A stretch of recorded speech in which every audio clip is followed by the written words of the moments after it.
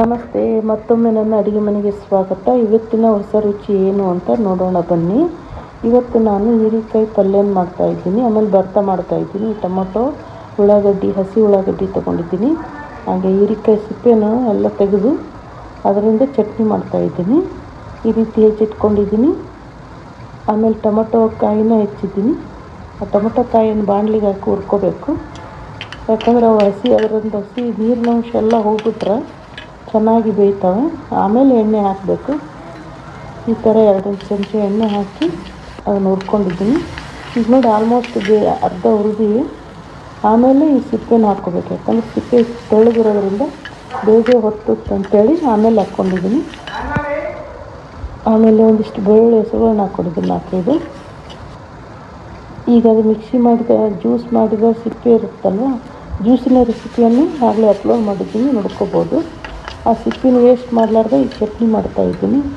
ಆ ಭರ್ತಕ್ಕೆ ಅದನ್ನು ಯೂಸ್ ಮಾಡೀನಿ. ಎಣ್ಣೆನ ಹಾಕ್ಕೊಂಡಿದ್ದೀನಿ.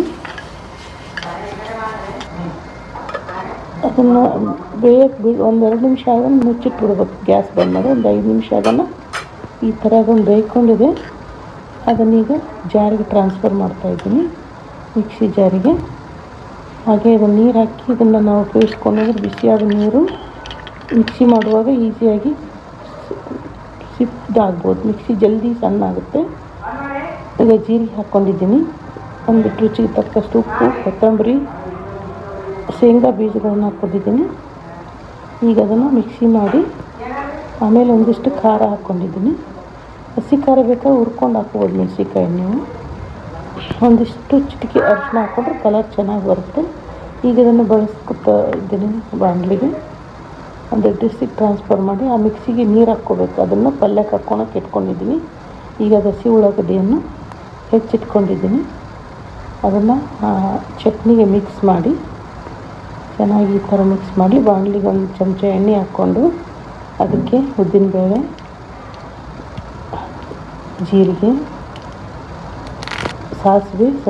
ಜೀರಿಗೆ ಮತ್ತು ಕರಿಬೇವಿನ ಸೊಪ್ಪನ್ನು ಹಾಕ್ಕೊಂಡು ಬಾಡಿಸ್ಕೊಂಡಿದ್ದೀನಿ. ಅದನ್ನು ಚಟ್ನಿ ಮಿಕ್ಸ್ ಮಾಡಿರ್ತಿಲ್ಲ ಅದನ್ನು ಚೆನ್ನಾಗಿ ತಿರುವಿ ಅದಕ್ಕೆ ಹಾಕಿ ಮುಚ್ಚಿಟ್ಬಿಡ್ಬೇಕು. ಈ ಥರ ಕಲಿಸಿ ಗ್ಯಾಸ್ ಬಂದ್ ಮಾಡಿ ಮುಚ್ಚಿಟ್ಬಿಟ್ರೆ ಅದು ಬೇಯುತ್ತೆ 2 ನಿಮಿಷದಾಗನೇ. ನೋಡಿ ಈ ಥರ ಚೆನ್ನಾಗಿ ಕಲರ್ಫುಲ್ ಆದ ಚಟ್ನಿ ಮತ್ತು ಟೇಸ್ಟಿಯಾದ ಚಟ್ನಿ ನಿಮಗೆ ತಯಾರಾಗುತ್ತೆ. ಇಷ್ಟು ಚೆನ್ನಾಗಿರೋ ಸ್ಮೆಲ್ ಬರ್ತಾಯಿದೆ, ಆರೋಗ್ಯಕರ ಅರೋಮ. ನೋಡಿ ಈ ಥರ ಚೆನ್ನಾಗಿ ನೋಡೋಕ್ಕೂ ಚೆನ್ನಾಗಿದೆ, ತಿನ್ನೋಲ್ಲಂತೂ ತುಂಬ ಟೇಸ್ಟಿಯಾಗಿದೆ. ಹಾಗೆ ಸೈಡಿಗೆ ಹೀರೆಕಾಯಿ ಮಾಡ್ಕೊಂಡಿದ್ದೀನಿ. ಇವೆಲ್ಲ ಇಂಗ್ರೀಡಿಯೆಂಟ್ಸ್ ಉಪ್ಪು, ಖಾರ ಎಲ್ಲ ಮಸಾಲೆ ಹಾಕ್ಕೊಂಡಿದ್ದೀನಿ. ಈ ನೀರನ್ನು ಮಿಕ್ಸಿ ಜಾರ್ ಹಾಕ್ಕೊಂಡು ಇದು ಮಾಡಿರ್ತೀವಲ್ಲ, ಆ ನೀರನ್ನು ಹೀರೆಕಾಯಿ ಪಲ್ಯಗೆ ಯೂಸ್ ಮಾಡ್ಬೋದು, ಯಾಕಂದರೆ ಅದನ್ನು ವೇಸ್ಟ್ ಆಗಲ್ವಲ್ಲ. ಸೊ ಈ ಥರ ಪಲ್ಯಗೆ ಅದನ್ನು ಹಾಕ್ಕೊಂಡು ಬೇಯಿಸ್ಕೊಂಡಿದ್ದೀನಿ ಅಂದರೆ ಪಲ್ಯನೂ ರುಚಿ ಆಗುತ್ತೆ ಮತ್ತು ಟೇಸ್ಟಿನೂ ಆಗುತ್ತೆ. ಈ ಥರ ನೋಡಿ ಹೀರೆಕಾಯಿ ಎಷ್ಟು ಚೆನ್ನಾಗಿ ಬೇಯ್ದು ತಯಾರಾಗಿದೆ.